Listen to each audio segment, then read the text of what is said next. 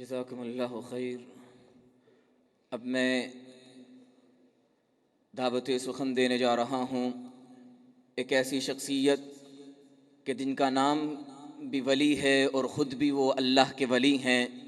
میری مراد محترم جناب حضرت مولانا حافظ ولی اللہ دوام صاحب حفظہ اللہ تعالی، وہ تشریف لائیں اور اپنی خطابت کے سمندر میں غوطہ زن ہو کر آپ احباب کو جواہرات کے خزینے عطا کریں۔ محترم جناب ولی اللہ دوام صاحب۔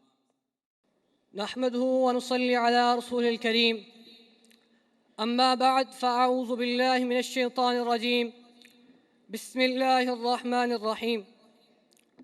كنتم خير أمة أخرجت للناس، وقال النبي صلى الله عليه وسلم لا تسبوا أصحابي.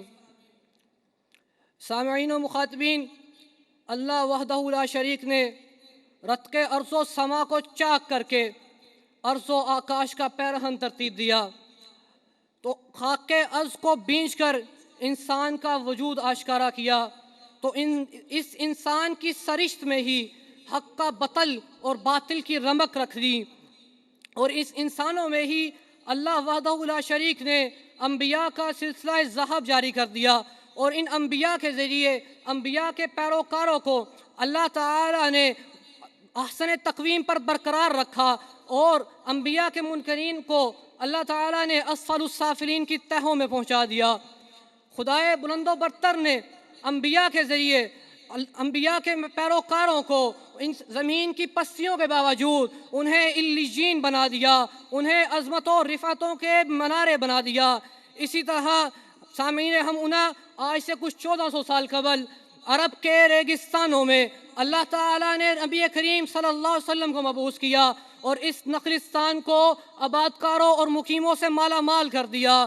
اس تاریکی کے دور میں جو بھی حق کا طالب، حق کا تراشی اس طرف کا رخ کرتا، اس جانب نکل آتا، اللہ تعالیٰ اسے عصبتوں سے نوازتے، اپنے کلام برحق میں اس کی صفات کی مدح کرتے، اس کے مخالفین کی خوب مذمت کرتے، یہاں تک کہ بعد میں آنے والوں کے لیے اللہ تعالیٰ نے ان لوگوں کو ایمان کا معیار بنا دیا۔ فرمایا فَإِنْ آمَنُوا بِمِثْلِ مَا آمَنْتُمْ بِهِ فَقَدِ اهْتَدَوْا۔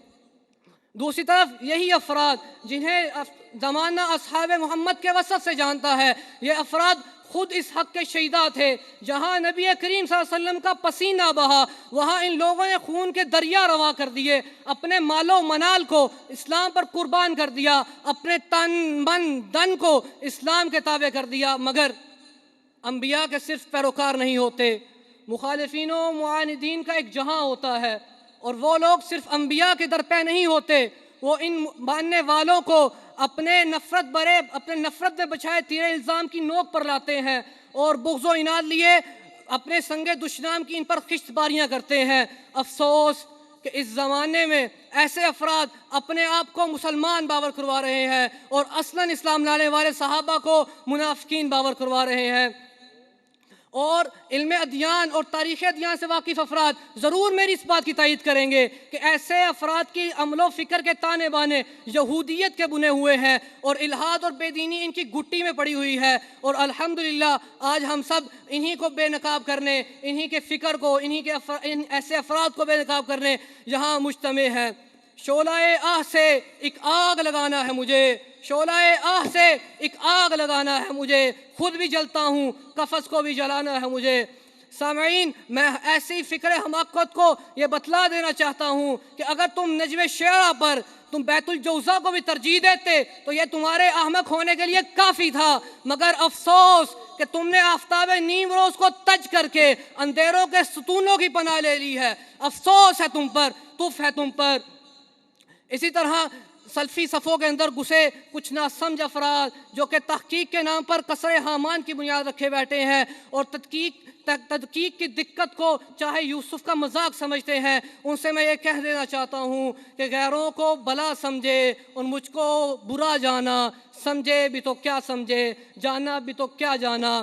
اور ذرا اپنے ارد گرد دیکھو تمہارے ساتھ ہے کون، ذرا آس پاس تو دیکھو. کب تک، آخر کب تک شک و اضطراب کے اس سراب کے اندر، شک و اضطراب کے صحرا میں سراب کے پیچھے بھاگتے رہو گے؟ آؤ اس نخلستان میں، آؤ صحابہ کے پیار میں، تمہیں اطمینان کے جام لبوں سے لگے ملیں گے.